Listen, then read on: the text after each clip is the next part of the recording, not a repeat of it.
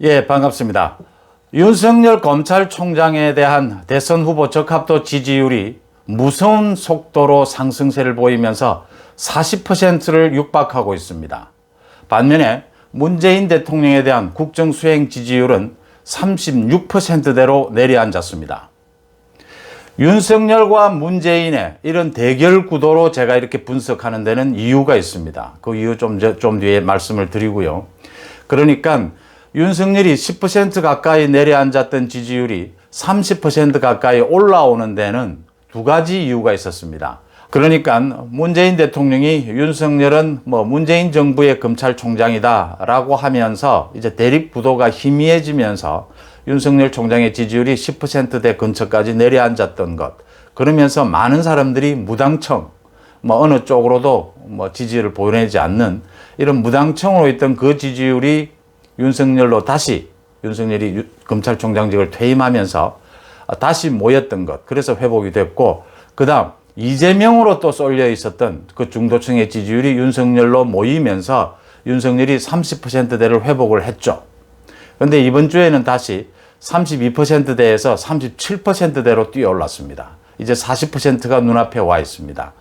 30%로 윤석열 지지율이 회복한 다음에는 지금 이재명은 24%대를 그대로, 이재명, 이낙연은 현상 유지 형태인데, 이게 이재명은 이제 내려가지 않고 윤석열만 계속 올라가는 현상을 보입니다. 이건 뭐냐? 이제 대립 구도는 윤석열이 지지율을 10%에서 예전의 30%대를 회복하는 데는 이재명 지지율이 내려가게 되지만, 연동하게 되지만, 지금부터는 30%부터는 윤석열이 이재명이나 이낙연과의 대립 구도는 의미가 없어졌다. 이제는 윤석열 대선 후보 지지율 부분에 있어서는 윤석열 자신과의 싸움이 시작됐다. 그 다음 눈여겨볼 대목은 전체 전국에서는 윤석열이냐 문재인이냐, 이 구도가 이제는 앞으로 상당 기간 좌우한다. 서로가 연동되는 부분은 크지 않습니다. 서로의 지지층이. 그렇지만 국정 전체를 움직이는 대립적 핵심 축은 윤석열과 문재인의 이 대립으로 움직여진다. 윤석열이 40% 넘어가서 이제 완전히 대세론을 형성하게 된다면 문재인은 30% 초반, 30% 지지율이 무너질 가능성이 높다. 이런 부분입니다. 이 부분을 오늘 얘기를 좀 하면서 최근 문제가 되고 있는 그 부동산 투기에 이은 문재인 대통령의 양산 사저 부분을 어떻게 봐야 되느냐. 그 다음 윤석열에 대해서 우려되는 점 두 가지죠. 하나는 보수 진영에서 전 정권에 대한 적폐 수사를 맡은 윤석열을 어떻게 봐야 하느냐. 그 다음 또 하나는 윤석열이 검찰총장 옷을 벗고 바로 대선에 뛰어든 것이 검찰의 중립성을 훼손한 건 맞지 않느냐. 이 부분에 대해서 한번 짚어보고자 합니다. 먼저 한국사회여론연구소가 지난 12일, 13일 전국에 1000명을 대상으로 조사를 한 것입니다. 윤석열 전 총장은 37.2%, 이재명은 24.2%, 이낙연은 13.3%입니다. 차이가 많이 납니다. 13% 가까이 이재명과 윤석열의 차이가 납니다. 그 다음 홍준표를 비롯해서 다 5%대 이하입니다. 윤석열 총장은 지난주와 비교해서 4.8%포인트 올랐고, 이재명은 0.1%, 거의 제자리인 겁니다. 이낙연은 1.6%포인트 하락했습니다. 이것도 거의 제자리라고 보면 됩니다. 그러니까 윤석열이 30%, 지난해에 30%의 지지율까지 갔었지 않습니까? 그러다가 10%로 떨어졌는데 다시 30%로 회복하는 것, 퇴임한 뒤에 하면서는 이재명으로 가 있던 지지율이 일부 빠졌다. 또 무당층이 대거 흡수가 됐다. 이 부분입니다. 지금부터는 이낙연은 큰 이제 의미가 없어졌고, 이재명의 지지율과 윤석열을 비교하는 것도 의미가 없어졌다. 서로 교차되는 부분이 없어졌다. 이렇게 보입니다. 그렇다면 앞으로 윤석열은 이제 자기만의 게임이 남았다. 이렇게 보입니다. 그러니까 윤석열은 호남을 제외하고는 전체 고른 지지율을 보이고 있고, 수도권, 영남, 강원, 충청, 앞으로 이 보수층, 기존 야권의 지지층이 더 결집을 하면서 윤석열의 지지율은 40%를 넘어갈 것이다. 이제 대세론이 형성이 됐다. 이렇게 보입니다. 반면 한국사회 여론연구소가 똑같은 지난 12일, 13일 똑같이 조사한 겁니다. 같은 1000명을 대상으로 전국에 대통령 국정수행 지지도를 조사한 결과 문재인 대통령의 국정수행 지지율은 지난주에 비해서 또 3% 가까이 내려앉아서 지금 36%로 내려앉았습니다. 그러니까 지난해에 문재인 대통령의 국정수행 지지율이 35%대까지 내려앉은 적이 있습니다. 그러다가 다시 40%를 회복했죠. 윤석열 그 징계에 대해서 사과를 하면서 윤석열을 다시 끌어안는 모습을 보이면서 회복을 했습니다. 더 이상 내려가지 않고 문재인 대통령의 지지율이 지금 곤두박질 치고 있다. 다시 이제 이번에는 30%대 초반 30%대가 무너지느냐 그러면 완전 레임덕이라고 보는 거거든요. 이제 이 문제가 문재인 대통령과 윤석열의 문재인 대통령의 콘크리트 지지층이 무너지고 있는 겁니다. 근데 이것이 윤석열의 지지율과 지금 연동되는 부분은 크지는 않습니다. 그렇지만 말씀드린 대로 지금 현재 국정 상황에서 윤석열과 문재인의 이 대립각이 현 정국을 움직이는 핵심 축이다. 이렇게 본다면 앞으로는 윤석열의 상승, 문재인의 하락 이 부분을 집중할 필요가 있다. 이걸 움직이는 요인들은 뭐냐? 이걸 보는 것이 정국을 핵심을 찝는 것이다. 저는 이렇게 봅니다. 그럼 먼저 문재인의 이 지지율이 하락하고 있는 것은 가장 핵심적으로 부동산 투기 부분입니다. 부동산 투기에 이은 문재인 자신의 양산 사저, 퇴임 뒤에 가게 될 그 사저 투기 의혹 부분입니다. 문재인의 양산 사저 투기 의혹은 이게 LH 투기와 같이 연동이 되는 부분이 똑같은 부동산 투기라는 것도 있고 또 하나는 그 수법이 똑같다는 겁니다. 지금 자기가 농민인 것처럼 해서 농지를 대규모 사들여서 그것을 집을 지을 수 있는 대지로 형질 변경을 한 겁니다. 근데 문재인 대통령이 이에 대해서 좀스럽고 민망하다라고 하는데 그것은 전혀 말이 맞질 않습니다. 해명을 하면 됩니다. 자기가 11년 동안 농사를 지어왔다는 것이 사실이 지금 아니지 않느냐라고 하는데 사실이라는 부분을 해명을 해보면 됩니다. 그 다음 그 농지를 대지로 형질 변경하는 것은 대한민국에서 그 형질 변경을 할 수 있는 사람은 아무도 없습니다. 이 대통령이 아니면 불가능한 일입니다. 근데 그 부분을 해명하지 않고 좀스럽다라고 이야기하니까 국민들이 지금 더 황당해지는 겁니다. 문재인 대통령은 그 부분을 해명해야 합니다. 도대체 지금 사저 부지가 800평이고 지금 그 경호동 부지가 400평 정도인데 이렇게 큰 부지를 꼭 해야 되느냐? 그렇게 농사를 지은 것처럼 농지를 형질 변경하면서까지 이렇게 큰 부지를 해야 되느냐라는 부분입니다. 노무현 전 대통령 부지도 마찬가지입니다. 사저도. 그 1200평, 1300평 가까이 됐습니다. 노무현 전 대통령 부지는 문재인 지금 대통령의 사저보다 한 100평 정도 더 큽니다. 임야를 전용해 가면서까지 그렇게 큰 평수가 필요했느냐라는 겁니다. 여기에서 호화시설이다, 아방궁이다 이런 공격 비판은 자제해야 합니다. 야권에서는.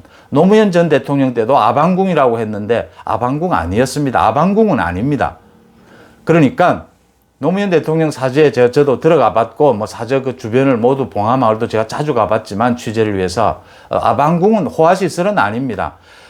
여기서 핵심을 놓치면 안 됩니다. 야당의 그 비판도 지금 농민이라고 하면서 농지를 대규모로 구입을 해서 이것을 택지로 주택을 지을 수 있는 대지로 형질 변경을 했는데 꼭 그렇게까지 하면서까지 그렇게 큰 부지가 필요하냐라는 겁니다. 지금 문재인 대통령이 당당하려면 지금 부지를 줄이면 됩니다. 자기의 사저 부지를. 그러면 그 농지를 그대로 살려놓으면 됩니다. 형질 변경을 하지 않고. 그러면 누구도 말하지 않습니다. 좀 커도 3, 400평 정도 돼도 말하지 않습니다.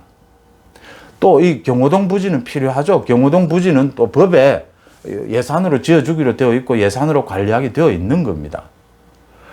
지금 야권에서도 노무현 대통령, 지금 문재인 대통령이 노무현 대통령을 끌어온 이유가 있지 않습니까?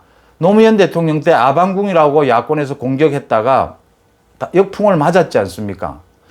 아방궁, 호화시설로 공격해서는 안 됩니다. 문재인 대통령이 지금 잘못하고 있는 것은 자신이 그 1000평에 가까운 사저부지를 운용하기 위해서 11년 동안 대통령을 하고 국회의원을 하면서 농사를 지었다라고 해서 그 농지를 구입해서 그 농지를 또 대지로 형지를 변경한 겁니다.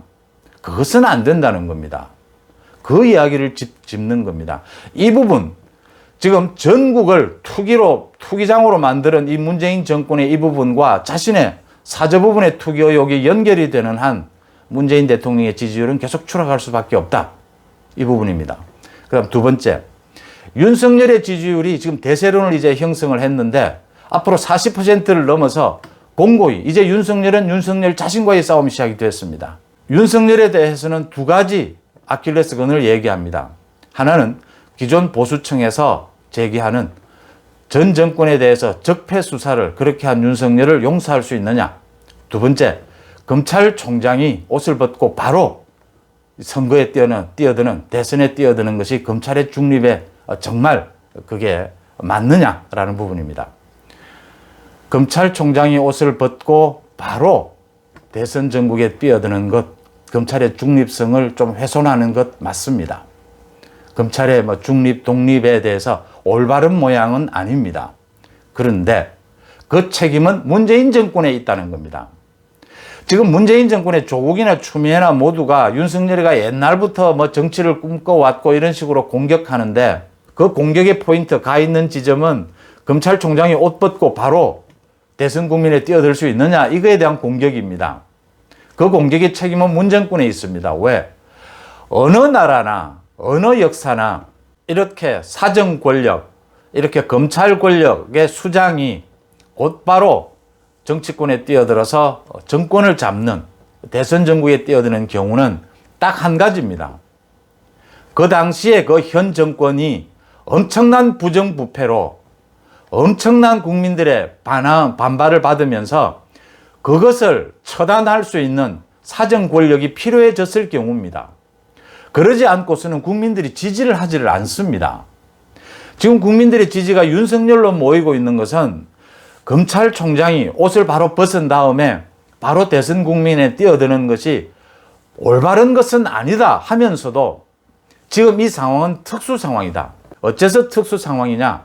문재인 정권이 부정부패로 인해서 지금 검찰 사정 권력의 칼날로 처단할 수가 없으니까 지금 부정부패에 대해서 권력형 비리 처단이 어려워지니까 정치를 통해서 선거를 통해서 책임을 물을 수밖에 없다. 그런 특수 상황이다라는 것을 국민들이 공감하고 있다는 겁니다. 그 다음 두 번째, 지금 보수나 야권 진영에서 얘기하는 전 정권에 대한 적폐 수사를 해왔던 윤석열 총장이 지금 야권의 후보로 나서는 것을 우리가 어떻게 봐야 하느냐. 저는 이걸 한마디만 해왔습니다. 그동안. 그러니까 전 정권이든 현 정권이든 공정한 잣대를 갖다 댄 이 검찰은 용서해 줘야 되지 않느냐, 이해해 줘야 하지 않느냐라는 얘기만 했습니다. 오늘 조금 더 구체적으로 말씀을 드리면요. 우리가 특수부 검사라고 합니다. 저도 기자 생활을 하면서 재벌이나 엄청난 권력자를 취재하는 경우가 있습니다. 좋지 않는 것을. 그 취재에 대한 저항은 어마어마합니다. 언론사 회사를 통한 취재, 제 개인적인 방해, 갖가지 방법으로 방해를 합니다. 힘과 권력이 있으니까요. 돈이 있으니까. 그걸 뚫어내고 취재를 이뤄내기 위해서는 취재 기자도 갖가지 방법을 써야만 합니다. 제가 드리는 말씀은 특수부 검사들의 수사 방식이 과잉되는 부분들이 많이 있습니다. 들어 있습니다. 그 없다는 것 아닙니다. 근데 그게 왜 필요하냐? 그게 필요악이다. 없으면 좋겠지만 그게 있을 수밖에 없는 대목이다. 권력과 돈에 대한 수사, 취재를 하기 위해서는 그게 필요합니다. 그래서 제가 거듭 우리 지금 검찰권의 행사가 일반 국민에 대해서는 관대해져야 한다. 인권 보호를 위해서. 하지만 돈과 권력에 대한 수사는 더 엄격해져야 한다. 그게 좀 과잉이 된다 하더라도 우리 국가 체제에서 국민들이 이해해 줘야 한다는 부분입니다. 그렇게 하지 않으면 지금 보시다시피 권력형 비리, 재벌 비리에 대해서 검찰이 수사를 제대로 못합니다. 그게 특수부가 오래 훈련받은 그 노하우에 그 검찰권에 대해서 최대한 행사하는, 소위 우리가 탈탈 턴다라고 이야기하죠. 그렇게 하지 않으면 현실적으로 수사가 어렵습니다.